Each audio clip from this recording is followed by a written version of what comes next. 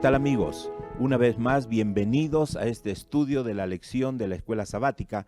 Estamos ya en la lección número 2 de este segundo trimestre del año 2022 y el tema de estudio es el Génesis.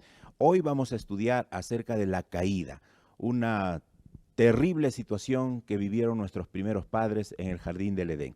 Hoy nos acompaña para este repaso el pastor Cristian Álvarez, doctor en Teología Sistemática, profesor de la Facultad de Teología de la Universidad Adventista de Bolivia. Pastor, su saludo para nuestros amigos. Muchas gracias, Pastor Choroco, por la invitación a este programa. Y de manera especial quiero saludar a todos aquellos que están conectados por medio del internet y nos observan en esta grabación. Un abrazo a todos, que el Señor los bendiga. Muy bien, esta lección, antes de abrir la palabra de Dios para estudiar esta lección, vamos a invocar el nombre de Dios y su presencia. Por favor, Pastor Cristian, diríjanos en oración. Vamos a orar. Querido Padre, muchas gracias por la oportunidad que tú nos das de reunirnos en este momento para estudiar tu palabra. Queremos pedir la presencia de tu Espíritu Santo para que sea Él quien clarifique las ideas, para que a través del estudio de la Biblia podamos sacar lecciones que nos fortalezcan espiritualmente. Permite que este estudio pueda llegar muy lejos y alcance a aquellos corazones que necesitan de ti. Gracias, Padre, por esta oportunidad. Todo esto oramos y lo decimos en el nombre de Jesús. Amén. Amén. Bien, nuestra lección la vamos a dividir en dos grandes secciones para que quede claro para nuestros amigos. En primer lugar vamos a ver la tentación y la caída y en segundo lugar vamos a ver los resultados de la caída. Creo que este es uno de los capítulos más tristes que encontramos en la palabra de Dios, capítulo 3 de Génesis, ¿verdad? Y ahí encontramos el relato justamente de la tentación y la caída.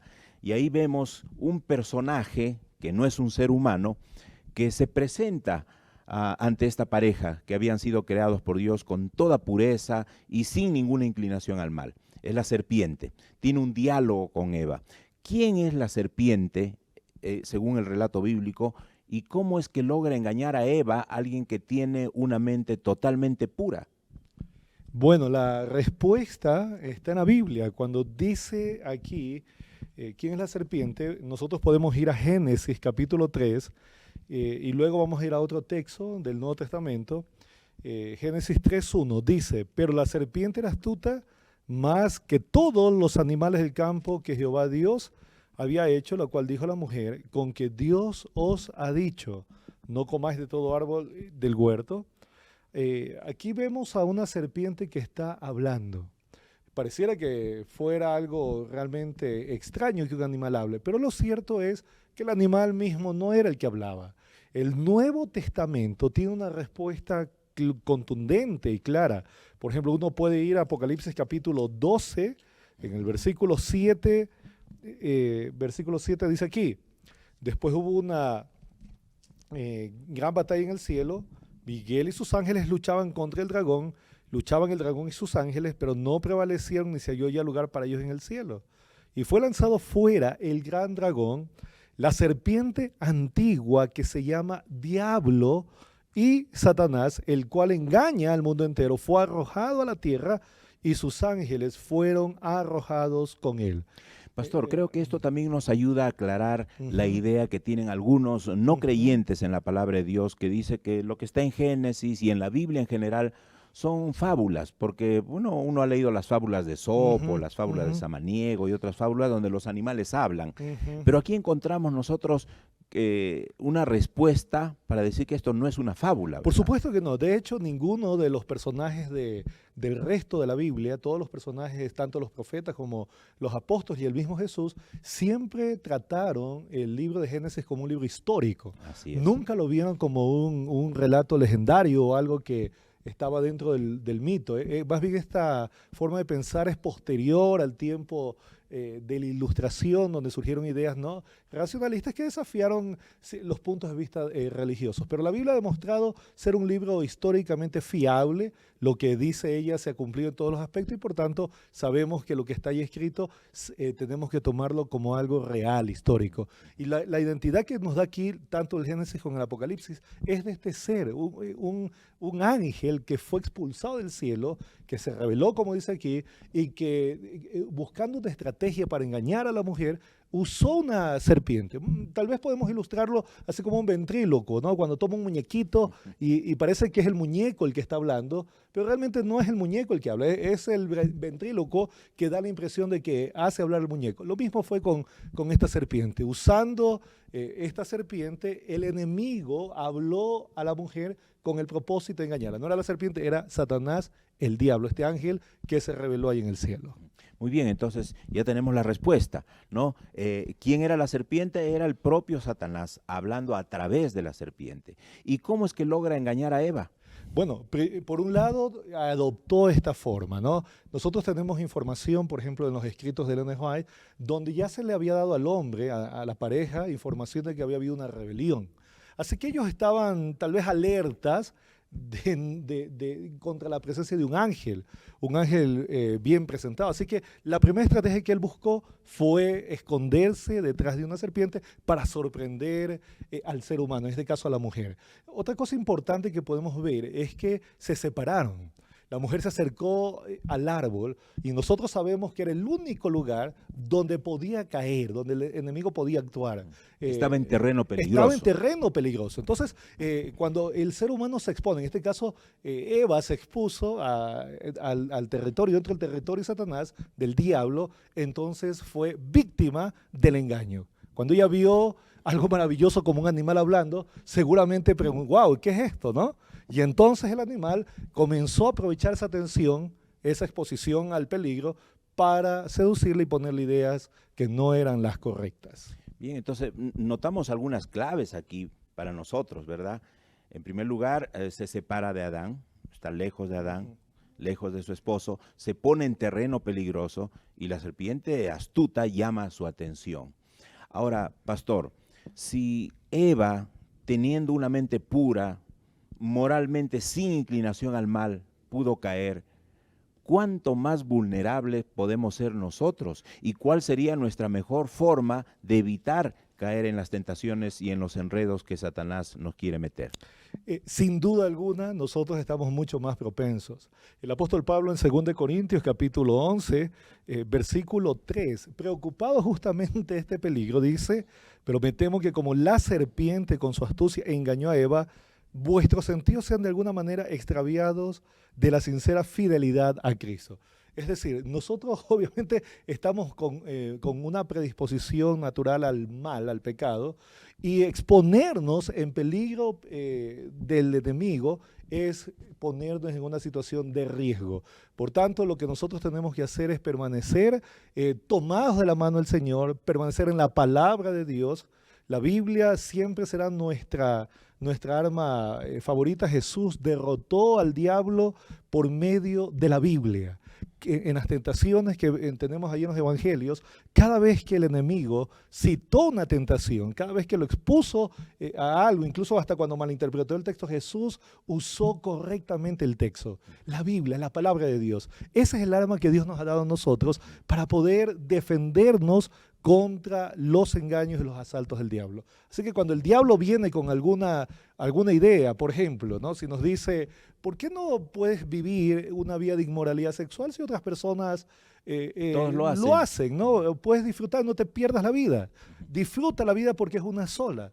Entonces nosotros rápidamente podemos saber que esa es una mentira del diablo. El enemigo va a tratar de engañarnos, va a tratar, incluso no se va a presentar tal vez como el ser maligno, va a presentar las cosas buenas, bonitas, así para como, atraernos. Como la serpiente, que Correcto. era un animal hermoso. Exacto, se camufló con el propósito de engañarnos. Entonces, cuando nosotros recibimos eso, inmediatamente si estamos empapados de la palabra de Dios, nuestra mente está llena de la palabra del Señor, podremos detectar que esto va contra la voluntad de Dios y podemos decir, no, esta es una mentira del diablo y por tanto no es correcto que yo tenga ese estilo de vida. El estilo de vida que Dios quiere es un estilo puro, que lo glorifique y que esté en armonía con sus principios. Así es. Hablando de mentiras, Satanás le da un discurso a Eva que contradice algo que Dios les había dicho antes. En el capítulo 2 nosotros encontramos que Dios les dice a Adán y Eva que pueden comer de todos los frutos del árbol, excepto de este que está aquí, porque si comes de este fruto, ciertamente morirás. Satanás le dice, no morirás. ¿Cuál es el contraste? ¿Cómo podemos nosotros comparar estas dos contradicciones que encontramos en la palabra de Dios? Tal como usted lo destaca, usted puede notar que hay un contraste entre lo que Dios dice, ¿verdad? Cuando puso a nuestros padres en el jardín del Edén, Dios les dijo, no coman de este árbol porque el día que comen van a morir. Satanás, en el capítulo 3, del 1 hasta el 6, uno puede ir leyendo el desarrollo de la conversación. Por ejemplo, hay puntos claves aquí. Con que Dios os ha dicho que no coman de todo árbol del huerto. Eso no era cierto. Dios había dicho, coman de todo árbol menos de uno. Comienza a modificar la orden de Dios y después llega un punto en el cual el enemigo les dice en el versículo 3, le dice a la mujer, en el 4, no moriréis, sino que sabe Dios que el día que comáis de él serán abiertos vuestros ojos y seréis como Dios sabiendo el bien y el mal. O sea, lo que encontramos acá es una contradicción a la palabra de Dios. Esto es lo que estaba desafiando el enemigo. El carácter de Dios, por un lado, lo presenta como un Dios egoísta, un Dios malo que les da cosas buenas y no le permite comer. Y por otro lado, le está diciendo que Dios les está mintiendo, que Dios no quiere que sean como Él y por tanto no les permite comer de este árbol. Y seguramente en esta conversación se insufló ahí en el diálogo que la serpiente había comido, ¿no? Y por eso hasta podía hablar, ¿no? Así que en lugar de rebajarse, más bien había adquirido una gran sabiduría y por tanto no se podía esperar menos de seres inteligentes como ellos. Así que aquí el engaño estaba muy claro, estaba contradiciendo por completo la palabra del Señor. Bien, y aquí, a partir de aquí nosotros encontramos dos ideas contradictorias en la filosofía que tiene la gente. Gente religiosa, gente creyente, no necesariamente cristiana, cristianos y no cristianos. Hay la idea con respecto a qué sucede después de la muerte. Algunos piensan que hay reencarnación o que va al cielo o al infierno o que está vagando por algún lado. Hay diferentes ideas, ¿verdad? Cómo el saber esta declaración, tanto de Satanás por un lado, como la de Dios, que dice, ciertamente morirás, cómo nos protege de estas creencias diversas que hay acerca de la inmortalidad del alma. Este es un buen punto, un punto interesante porque el diablo, mientras Dios había dicho, vas a morir, y la muerte es la separación de los elementos que habían dado el inicio a la vida, por tanto es la inexistencia. Es la inexistencia total la muerte, no hay algo que sobreviva por ahí, pero el diablo les dijo, no van a morir, y ha seguido repitiendo de diferentes maneras esta idea de que el hombre no muere. ¿Por qué es peligroso adquirir esta idea, ¿verdad?, de la inmortalidad del alma o de que hay alguna supervivencia en la muerte? Sencillo, porque el enemigo usa este medio para contradecir verdades de la palabra de Dios. Así Entonces, esa es una de las formas como el enemigo va a camuflarse en el tiempo final, de acuerdo a las profecías de Apocalipsis, y va a tratar de generar un sinnúmero de milagros engañosos, ¿no? Y algunos de estos milagros provendrán justamente del espiritismo y de las fuerzas ocultas que van a contradecir verdades completas de la palabra del Señor. Así es. Bueno, es triste este tema de la tentación y la caída. Vamos a pasar a la segunda sección. La segunda sección tiene que ver con los resultados de la caída. Y cuando nosotros seguimos leyendo el texto en Génesis 3, vemos que Dios desciende y busca a Adán y Eva y ellos están escondidos. ¿Por qué se escondieron Adán y Eva? ¿Qué razones tuvieron para esconderse? ¿Y cómo trataron ellos de justificarse delante de Dios? Ese tema es interesante e importante que lo comprendamos porque la Biblia nos muestra aquí que tan pronto como ellos desobedecieron, todo cambió. Las cosas no mejoraron, no subieron a un nivel superior de sabiduría, sino que más bien se dieron cuenta de que habían desobedecido, habían roto la relación con Dios. Por eso ese día, dice aquí el versículo 8, oyeron la voz de Jehová Dios, que se paseaba en el huerto al aire del día, y el hombre y su mujer se escondieron de la presencia de Jehová Dios entre los árboles del huerto. Así que ese día todo cambió. El pecado mostró que la relación con ellos se había roto, con Dios se había roto, y por tanto ahora tuvieron miedo, se escondieron, sintieron culpa. Y al darse cuenta que estaban desnudos, ¿no? Porque incluso hasta por el libro Patriarcas y Profetas, sabemos que ellos tenían como vestimenta una luz que los cubría, ¿no? Hasta esa luz perdieron y ellos se dieron cuenta que estaban desnudos. Y esa es la razón por la cual tienen que coser un delantal con hojas de higuera tratando de ocultar esa desnudez. O sea, esa fue la justificación delante de Dios, ¿no? Sí. Justificar su desnudez. La justificación justamente, después comenzaron a echarse la culpa, ¿no? Sí. Mutuamente, y ahí está el punto. En lugar de haber accedido a un nivel de conciencia superior, lo que hicieron fue perdieron su gloria y se dieron cuenta que estaban separados de la presencia del Señor. Sí, y justamente acaba de mencionar que ellos empezaron a culparse, ¿no? Adán culpó Ajá. a Eva culpó a la serpiente, finalmente ellos no eran culpables delante de Dios.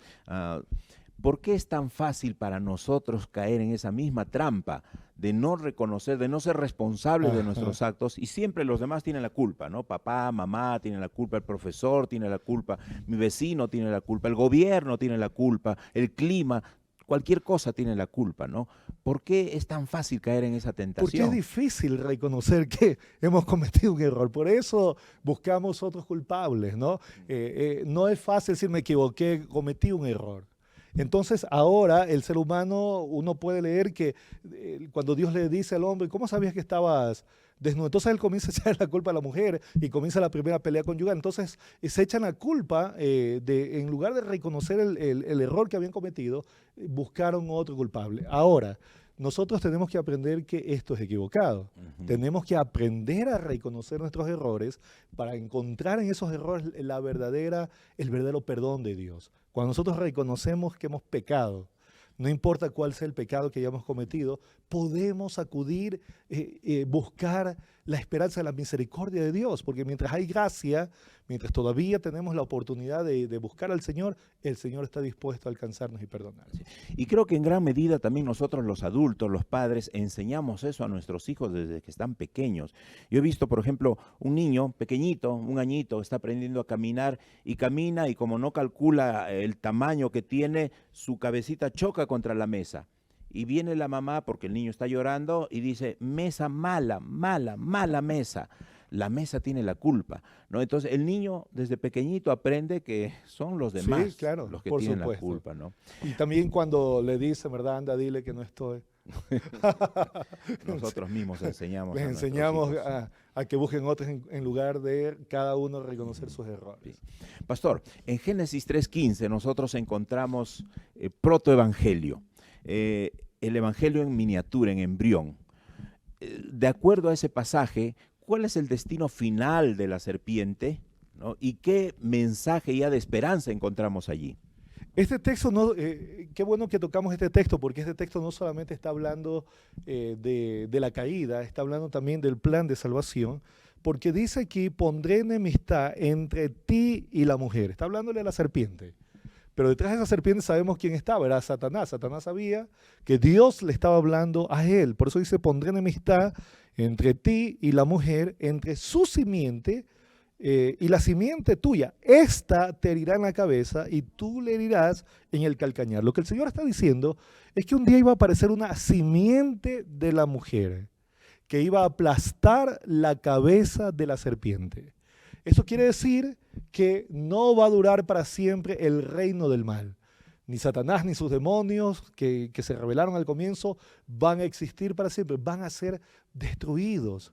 Aniquilados. La promesa de que iba a venir una simiente de la mujer que aplastaría la cabeza, aunque esta simiente mismo sería herida, porque aquí habla de que sería herida en el calcañar, muestra que iba a haber un conflicto y que iba a salir herida, ¿no? Lastimada esta simiente de la mujer, este descendiente de la mujer.